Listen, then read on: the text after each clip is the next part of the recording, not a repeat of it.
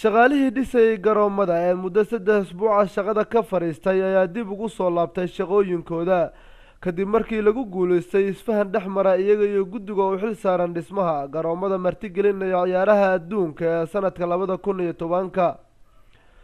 waxa ayna haatan ku soo laabteen howlihii dhismo ee garoomada kuwaas oo hakad ku jiray in muddo ah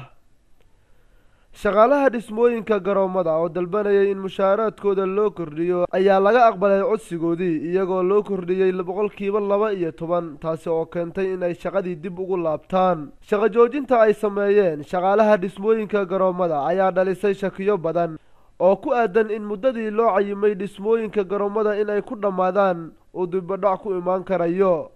laakiinse wasiirka dalxiiska ee dalka South Africa ayaa laga soo xigtay in dalkiisu uu ku kalsoon yahay in muddadii loogu talagalay ay ku dhammaan doonaan oo aysan wax weyn u dhimi doonin hawsha hakatay waxa uu xusay in mar kale aysan dhici doonin shaqo joojin tan la mid ah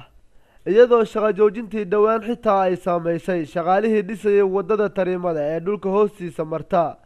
ee taageerayaasha ka soo qaadaysa garoonka Johannesburg isla markaana isku xiraysa garoonka iyo Johannesburg in ku dhow 70,000 oo shaqaale ah ayaa ka qayb galay shaqo joojintii taasi oo saameyn weyn reebtay dawladda South Africa ayaa doonaysa in ciyaaraha adduunka ee 2010 ay ku martigeliso 8 garoon qaarna ay cusub yihiin halka kuwa kalena la dayactirayo dalkani South Africa ayaa ku guuleystay dhawaan martigelintii koobkii qaaradaha adduunka ee ay ku guuleysatay Brazil shaqaalahani ayay u muuqanaysaa in ay ku faraxsan yihiin qiimo kordhinta loo sameeyay isla markaana waxa la filayaa inay goobihii dib ugu laabtaan shaqadiina ay si rasmi ah u bilaabato Cabdullaahi Ibraahim